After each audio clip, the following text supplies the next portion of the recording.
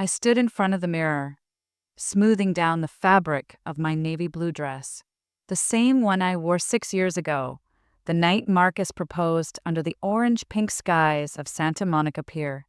Back then, he couldn't stop smiling at me. Tonight, he barely looked up from his phone. "Why there?" I'd asked when he suggested dinner at the Driftwood Grill, the spot overlooking the beach where our story began. He smiled faintly. "Just felt like going back for old time's sake." Old time's sake. I swallowed the thought and nodded. I told myself maybe this was him trying. Maybe the late nights at the office, the silence between us, the forgotten anniversaries, maybe it was all leading to this. A reconnection, a second chance. But the moment we reached the table, my breath caught in my throat. There was someone already sitting there. A woman. Young. Pretty in that polished, Instagram filter kind of way. Her belly swollen under a peach-colored maternity dress. Her nails manicured. Her smile smug. She stood up as Marcus pulled out a chair for her. "Not for me." "Sarah," he said, clearing his throat. "This is Emma." "Emma." She extended her hand. I didn't take it. Marcus's voice cracked a little. "There's something we wanted to tell you." I stared at him. Wanted. We. His fingers reached for hers across the table. She didn't hesitate. "I didn't want it to come from anyone else," he said, eyes now shifting away from mine. "Emma and I were expecting, and we're getting married." Silence swallowed me whole. I looked at the two of them, the man I'd built a life with, the man who still wore the wedding band I gave him, and the woman who held his hand like I no longer existed. I couldn't breathe. I couldn't cry, so I smiled. They looked surprised. I took a sip of water, and then I leaned back and said calmly, "So, is this dinner also a baby shower?" They both stared at me like I was supposed to scream, cry, break something, but I just reached for the cloth napkin on my lap, dabbed the corners of my lips, and looked them in the eye. "I have to say," I began, "I didn't expect you to bring her to the same table where you proposed to me. But then again, Marcus, you were never very creative. Just dramatic." Marcus flinched. Emma glanced at him, uncertain now. "Let them squirm." The waiter arrived with water and an awkward smile. I gave him a nod and said, "Give us a few minutes, please. We're just settling something." Once he left, I pulled out my purse and placed a sleek black envelope on the table. No logo, no name, just sealed, clean and silent like me. Marcus's brows drew together. "What's that?" Emma blinked. "Is that like divorce papers or something?" I smiled, but my eyes didn't. "Not yet, but close." I placed both hands flat on the table. My wedding ring shimmered under the dim glow. I didn't take it off yet. Not until I'd had my say. "You see," I said softly, "about 2 months ago, Marcus started coming home late. Tired, distant, smelled like a perfume I don't own. At first, I thought maybe work stress. But then, he changed his phone password, switched his cologne, and the worst part." I leaned in. He started calling me Emma in his sleep. Marcus's mouth parted. I held up one finger. "Don't. I'm not finished." Emma swallowed hard. "You knew." I looked at her, no anger, no tears, just pure, cold truth. "Oh, honey, I knew before you even missed your period." It started with a single text that popped up on our iPad at home. "Marcus forgot our devices were still synced. Last night was everything. I can't wait until you don't have to sneak back to her." Emma kissed Mark. I read that message a dozen times. Every word burned into me. But I didn't confront him. I didn't scream. I started watching, listening, tracking. I hired a private investigator. Used the money from the emergency savings he forgot I managed. I found out everything. The secret apartment Marcus rented under a false name. The flight tickets for a business trip that went nowhere near a boardroom. The $5,000 necklace he bought her using our joint account. Every lie became my leverage. Back in the present, I looked Marcus dead in the eye. You thought I'd come here clueless, weak, like some disposable first wife in your twisted love story. But Marcus, I'm not the woman who waits around to be humiliated. Emma looked pale now. She hired someone. Marcus leaned back, rattled. Sarah, this isn't what it looks like. Don't insult me, I snapped. You already did that the moment you walked in here holding her hand. I pushed the envelope toward him. That's for you.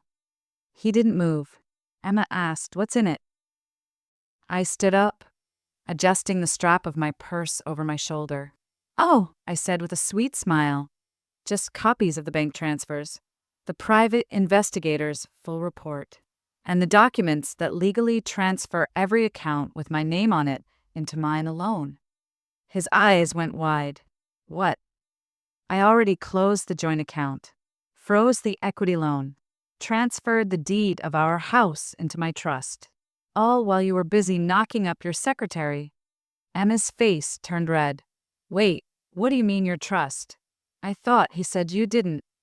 I cut her off with one look. You really thought you were stealing a man with money? Honey, Marcus hasn't had access to real wealth in months. That was all me. The company, the investments, the second property, mine. The house, technically, now belongs to my family trust. Marcus stood up, stunned. You can't do this. I already did. I walked out of that restaurant without looking back. The sound of crashing waves behind me and silence ahead. It was poetic. The same beach where he once promised me forever was now the graveyard of our past. By the time I got home, I had already blocked Marcus from my phone. But the next morning, the storm hit. 20 missed calls, 7 voicemails, 1 text that made me laugh out loud. Can we just talk? You're being irrational. Irrational. I froze his accounts, took my name off everything we once shared, reclaimed every ounce of power he thought I wouldn't know how to touch. And I still hadn't told him about the lawyer. 2 weeks before that dinner, I sat in my lawyer's office in downtown LA. Marissa, a brilliant woman with fire in her eyes and claws in her contracts. Read everything carefully. You want to do this quietly or publicly? She asked. Quiet, I said. For now. But I want him cornered when it counts. Then you'll need to control the property title, redirect your investments, and most importantly, get him to show his betrayal in writing. I smiled. That part won't be hard. He's already reckless. We drew up the emergency divorce motion, the financial protections, and the child support claim. Yes, child support, because in California, if he fathered a child while still married, it opens the door for me to legally protect what should have been our future. He'd pay, one way or another. Present day, his panic grows. By day 2, Marcus showed up at my door. He didn't knock. He banged.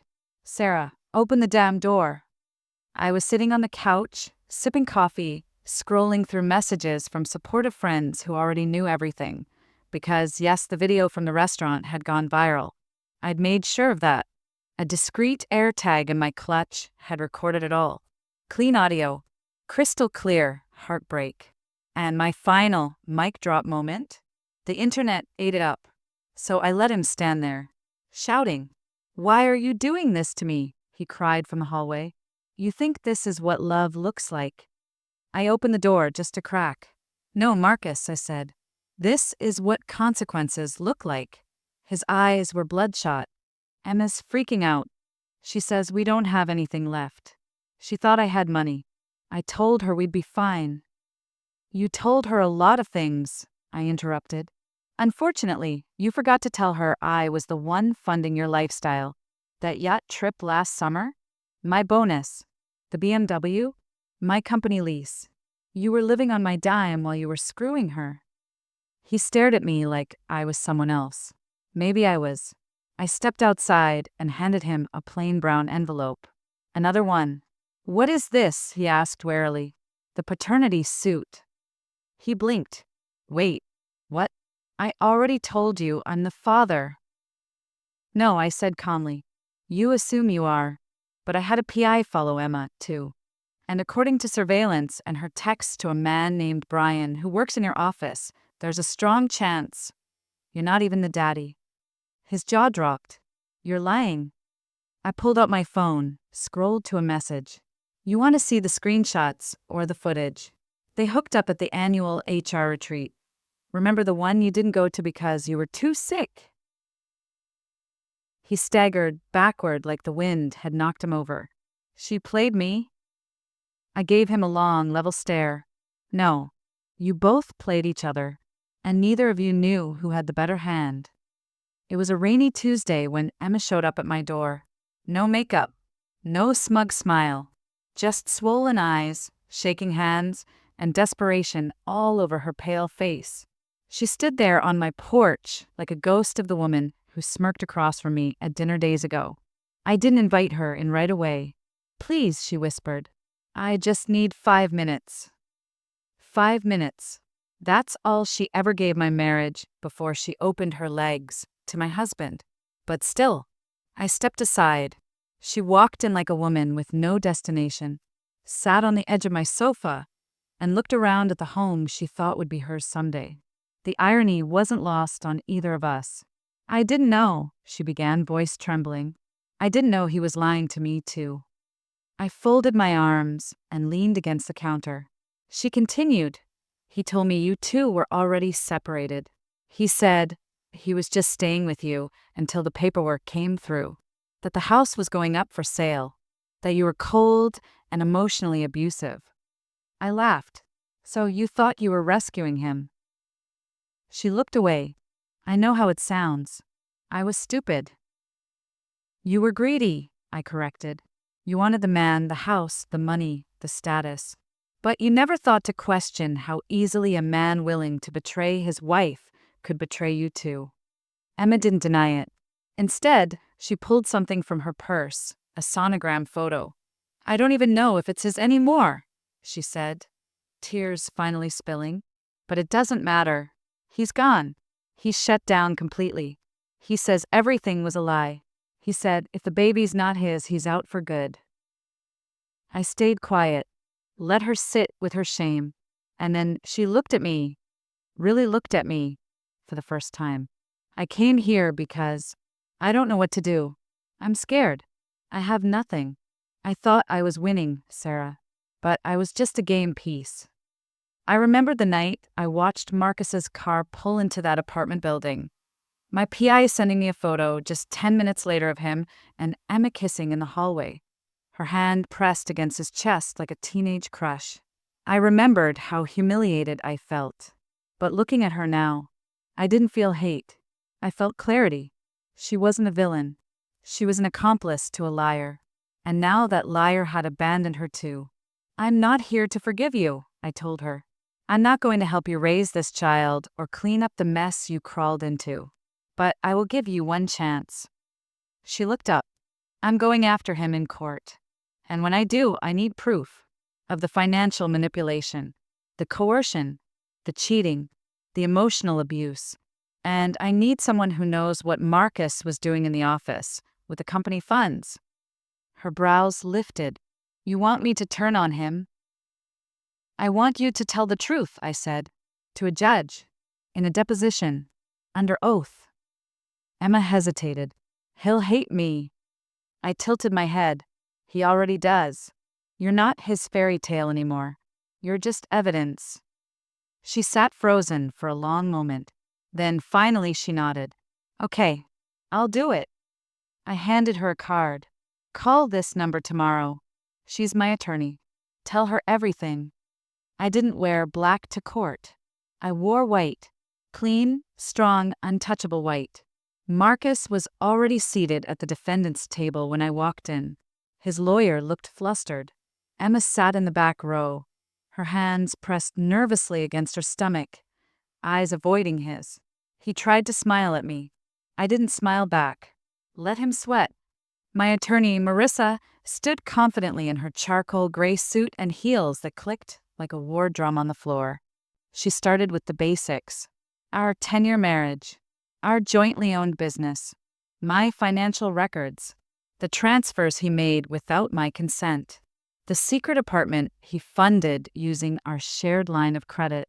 Then she paused, looked directly at the judge, and said, "We will now submit a voice recording obtained from a synced home device, legally, as it belongs to the marital estate." The courtroom stirred. Marcus shifted in his seat. "Wait, what recording?" "Play. She doesn't matter anymore. Sarah's just familiar. I'm only with her until the paperwork clears. I've got the accounts figured out. The house will be under my name soon enough. She won't even see it coming." My voice didn't shake. My eyes didn't blink. The judge stared at Marcus, like she was peeling away the final layer of his charm.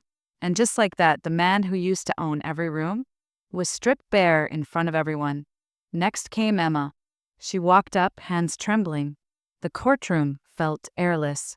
She testified under oath about how Marcus promised her financial security for my assets, planned to delay our divorce until the child was born, had her sign a non-disclosure agreement that he downloaded off the internet, not even legally sound.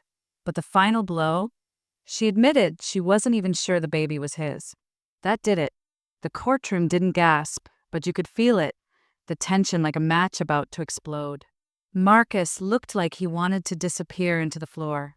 When the ruling came down, the judge's voice was razor sharp. "Mr. Bennett, this court finds you guilty of financial manipulation, marital fraud, and emotional misconduct affecting spousal equity.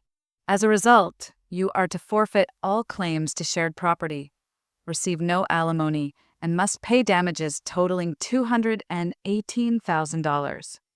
She turned to me. "Ms. Bennett, you are awarded full legal ownership of the house, the joint business, and restitution for the losses caused during the marital deception." And then to Emma, "Should paternity be proven, child support will be assigned accordingly. If not, Mr. Bennett is absolved of future responsibility.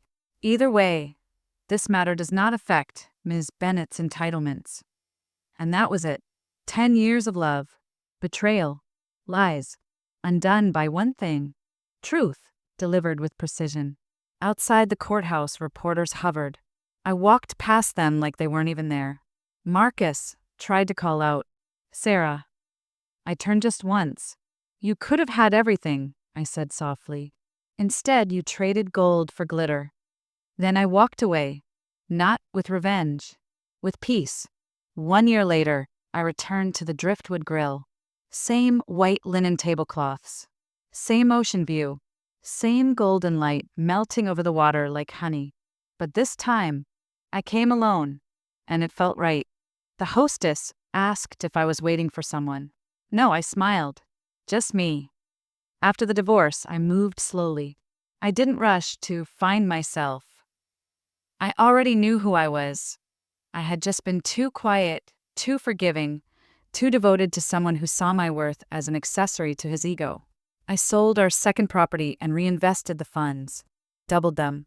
Marissa, my lawyer, introduced me to a financial advisor who helped me start a foundation for single mothers trying to rebuild after betrayal. I named it Rise Plus Root. The house? Still mine. But I repainted the walls, tore up the bedroom carpet, and replaced the old wedding photos with snapshots of solo trips I'd taken. Sedona, Vancouver, a week in Charleston, where I danced barefoot at a live jazz bar. I even took up pottery. I made a bowl once that cracked right in the kiln. My instructor said that's okay. Sometimes broken things become more beautiful. I kept it. I wrote Marcus a letter months after the court ruling. I never mailed it, but I'll share a piece of it here. "You didn't just cheat on me. You bet against me.